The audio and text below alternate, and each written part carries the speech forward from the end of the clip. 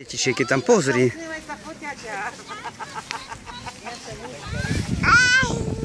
Že dospelí ešte v dospelom každom nás prebýva nejaké to detské srdiečko a preto sme sa rozhodli, že by sme ich chceli teda navštíviť.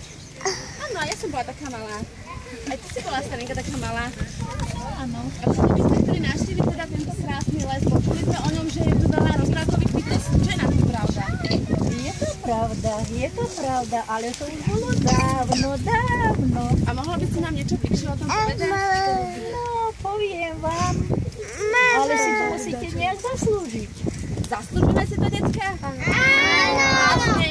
Áno! Čo máme preto spraviť? No čo máte preto? Vy ste ešte mladí, neodvážni, nemôžem vás pustiť cez ten les. Predsa. Ale my sme odvážni, pozri, akých silákov my máme a siláčky. Až ste odvážni a trúfate si, ja vám pomôžem, ale musíte splniť moje želanie. No tak nám ho povedz. Musíte každý prejsť cez toto brvno nad tým rôzno strašným vodopádom. Až sa vám to podarí, potom vám pomôžem. Každý jeden, aj tam, aj späť. Dokážete to?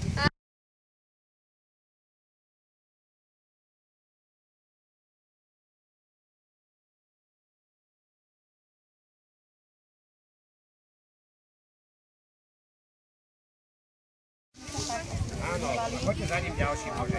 Poďte chytať. Plány do roku ide. Poď, ja mi vám pomôžem.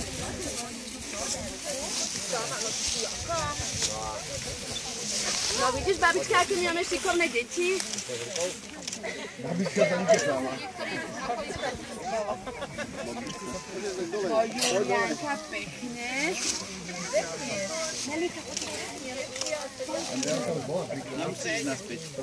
Nie naspäť. Juli, nemusíš naspäť, poď dole. Nemusíme naspäť, poď do rady.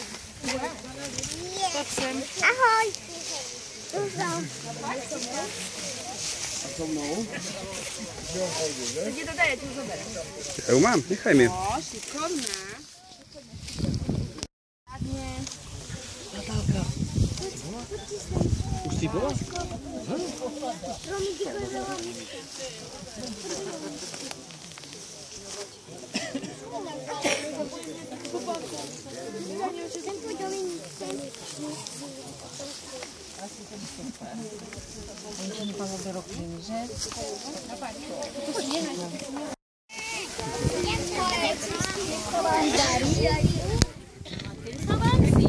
Takže nemáme ho asi stratiť, Starenka, že? Áno, dávajte si pozor. Takže Ešte dohodneme... sa volá, kedy stretneme.